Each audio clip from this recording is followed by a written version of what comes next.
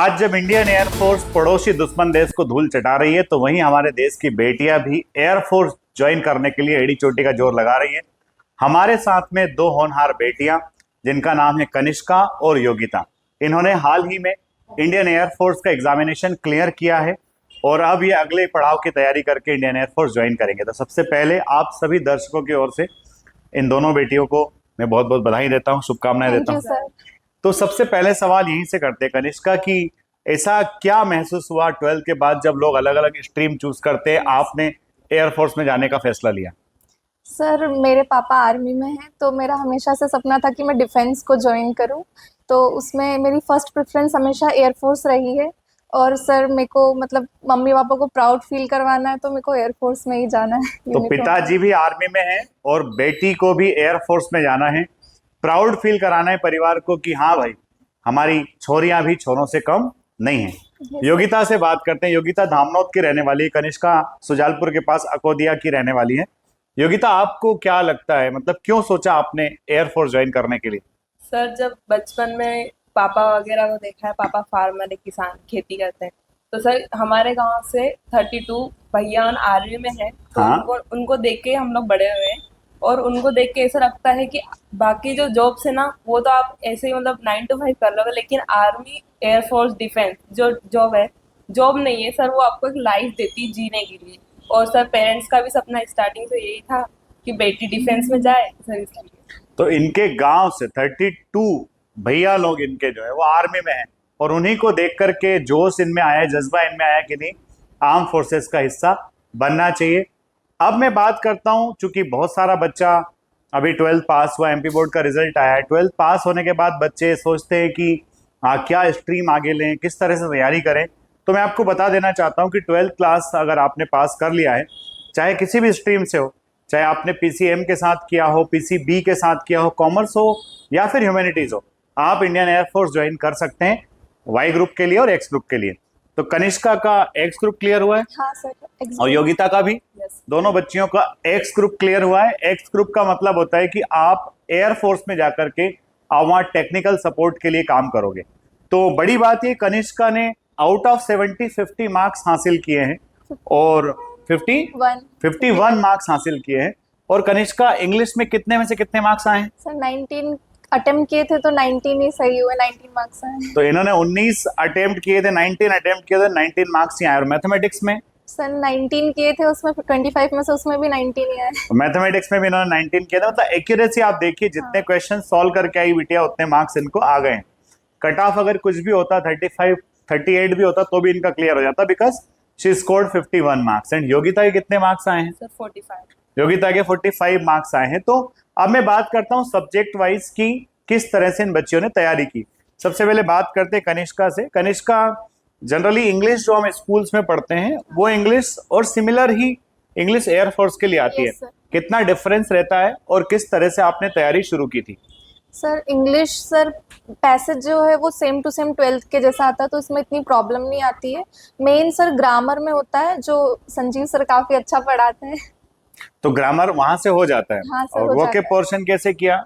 वो cap sir, जो sheets provide होती है क्लास में, उसमें एंटोनियम सिनोनियम्स के होते हैं, तो उसमें सर बेसिकली 100 हर हफ्ते मतलब पढ़वाते थे। तो उससे एंटोनियम सिनोनियम्स याद हो गए थे, और ईडियम्स तो थोड़े बहुत आते ही हैं सर। तो वो जो शीट्स होती है उनमें से क्वेश्चन बैठ जाते हैं हाँ एग्जाम सर, बैठ जाते हैं सर, आए थे। तो शीट करते जाओ, वो के हाँ, मजबूत होती जाएगी। हाँ, होती जाएगी सर। योगिता से बात करें। योगिता, आपने इंग्लिश के लिए क्या किया था? आप दोनों का पहले बताओ, हिंदी मीडियम था, इंग्लिश मीडियम था? इंग्लिश मीडियम दोनों का इंग्लिश मीडियम था। Yes sir. पर इंग्लिश मीडियम होने के बावजूद भी कहीं ना कहीं इंग्लिश पे फोकस तो करना ही होता है। तो आपने कैसे फोकस किया था इंग्लिश पर? सर, जो सर क्लास में पढ़ाते थे, रेगुलर उनको रिवाइज करना, रूल्स वगैरह, रेगुलर टेस्ट सीरीज वगैरह देना, और जो शीट्स प्रोवाइड करते थे वोकैब के लिए, सर उसको याद करके, उसके बाहर से कुछ भी नहीं है। वोकैब के लिए जो शीट देते हैं उसके बाहर से कुछ आता नहीं है। उसमें सारे बीवाईक्यूज वगैरह सब कुछ दिए। यानी कि सर लोगों के पास वो रामबाण है जो बच्चों को सही डायरेक्शन में गाइड कर देता है। क्योंकि इसके बाद में बात करते हैं मैथमेटिक्स की। जनरली बच्चे 11 12 की तैयारी जब कर रहे होते हैं, 11 12 में जब मैथमेटिक्स पढ़ते हैं, तो एग्जाम पास करने के हिसाब से पढ़ते हैं कि कौन से क्वेश्चन ज्यादा आते हैं, मोस्ट फेवरेबल चैप्टर्स कौन से हैं, किस तरह से लिखना है। बट यहाँ जब कॉम्पिटिटिव एग्जाम की तैयारी करते हैं हम लोग, चैप्टर्स लगभग 30 से 32 होते हैं, पर क्वेश्चन सिर्फ 25 ही आते हैं। होता है ऐसा? तो किस तरह से मैथमेटिक्स को मैनेज किया, कौन सी बुक का इस्तेमाल किया और कितना टाइम आपने मैथमेटिक्स को दिया? सर मैथमेटिक्स में तो गुप्ता सर का मैथमेटिक्स जो भी पढ़ाया हुआ है, सर एग्जैक्ट बता रहे थे कि ये चैप्टर्स कर लो। मतलब सर बहुत सारे सिंपल चैप्टर्स जैसे कैलकुलस, उससे बाहर के जो चैप्टर्स है, मैट्रिक्स, डिटर्मिनेंट्स, ये सब कुछ, सेट थ्योरी, बहुत सारे सिंपल चैप्टर्स है सर। हर चैप्टर से क्वेश्चन आता है, तो सर ने हर चैप्टर में गाइड किया था कि यहाँ से पढ़ो, यहाँ से। और सर जो फोर्स की बुक्स प्रोवाइड की थी सर, उसी से पढ़ा है। फोर्स की बुक से बैठ जाता है। यस तो कनिष्का का क्या फोकस था मैथमेटिक्स के लिए? सर मैथ्स में यही था, जो जिस चैप्टर का ज्यादा आपको वेटेज थोड़ा था। तेज बोलना चाहिए, हो सकता है वहां तक आवाज ना जाए, सर क्योंकि मैथ्स में जो जिस चैप्टर का ज्यादा वेटेज था उस पे मैंने ज्यादा ध्यान दिया, जैसे कि मैट्रिक्स, डिटर्मिनेंट्स, अलजेब्रा में कुछ कुछ सिंपल चैप्टर्स आते हैं, जैसे प्रोबेबिलिटी, उससे भी बहुत सिंपल क्वेश्चन आता है। और सर कैलकुलस 10-12 नंबर की आती है, तो उस पे तो पूरा फोकस था ही सही कि इसमें से कम 10 नंबर तो चाहिए ही सही। तो वेटेज लेके आना ही है। हाँ, लेके आना ही। कितने घंटे, जैसे जनरली बच्चे आजकल की हाँ। अगर तैयारी को घंटों से कंपेयर करते हैं, कितने आवर्स की पढ़ाई आपने की? सर मेनली तो क्लास है, क्लास अटेंड करो, उसके बाद अगर 3-4 घंटे भी सेल्फ स्टडी को दिए तो आराम से हो सकता है।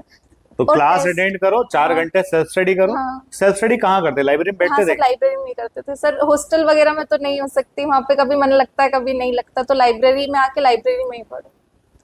आप जहाँ रहते हो, रूम में रहते हो, हॉस्टल में रहते हो, वहां मन लगे ना लगे, पर फोर्स डिफेंस एकेडमी एक बड़ी अच्छी सुविधा है कि क्लास के बाद आप सीधे जाकर के लाइब्रेरी में बैठ जाओ और लाइब्रेरी में अपने 4-5 आवर्स वहां पर आप स्पेंड करो, तो डेफिनेटली वहां पर आपकी सेल्फ स्टडी हो जाती है। अब बात करते हैं कनिष्का फिजिक्स की। फिजिक्स एक ऐसा सब्जेक्ट है जिसमें बच्चा बहुत स्ट्रगल करता है, यस फिजिक्स बहुत परेशान भी करती है बच्चों को। Yes sir. आपने कैसे किया था फिजिक्स को? सर फिजिक्स, सर सबसे पहले कॉन्सेप्ट क्लियर होना चाहिए फिजिक्स का, उसके बाद मेनली सबसे ज़्यादा फोकस उसकी प्रैक्टिस पे होना चाहिए। सेम चीज़ है, आप वेटेज निकालो कौन सा चैप्टर ज़्यादा आता है, जैसे इलेक्ट्रोस्टैटिक्स वगैरह ज़्यादा आती है, तो उसको अच्छे से कॉन्सेप्ट क्लियर करो। सर बहुत अच्छे से पढ़ाते हैं क्लास में, कॉन्सेप्ट वहाँ से क्लियर होते हैं, फिर प्रैक्टिस करो लाइब्रेरी में, कम से कम 1 घंटा प्रैक्टिस तो डेली करो इसे। कौन से सर पढ़ाते हैं physics? Atul sir. Atul sir physics जो हाँ, पढ़ाते सर। हैं उसमें रिलेवेंसी आ जाती है हाँ पेपर सर, में। और आ जाती। योगिता ने फिजिक्स के लिए क्या किया? सर, सेम जो सर पढ़ाते हैं उसके बाद में कॉन्सेप्ट वगैरह जो भी है उसका रिवीजन किया, और सर प्रैक्टिस वगैरह की, जो सर शीट्स प्रोवाइड करते हैं सर क्वेश्चंस लाइब्रेरी।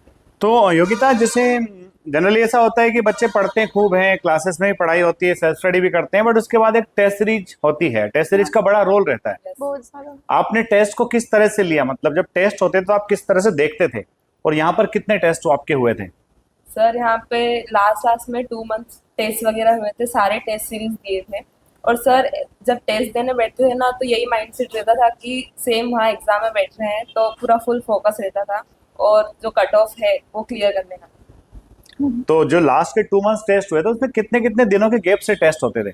सर 2-3 दिन में ही। 2 दिन 3 दिन के गैप से टेस्ट होते थे और आप देते थे। Yes. कनिष्का का टेस्ट को लेकर क्या माइंडसेट था, क्या मन था? सर टेस्ट तो सबसे ज़्यादा इम्पोर्टेंट है।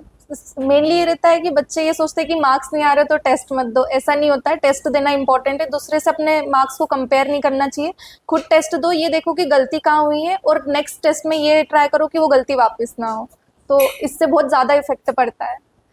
तो टेस्ट में आपके मार्क्स कम आए, डरना घबराना नहीं है, सिर्फ ये देखना है गलती कहाँ हो रही है और उस गलती को कैसे इम्प्रूव किया जा सकता है। आने वाले जो बच्चे हैं, जो बच्चे सोच रहे हैं कि आफ्टर 12th क्या करें, तो आप क्या कहना चाहेंगे एयरफोर्स की तैयारी के बारे में उन बच्चों को?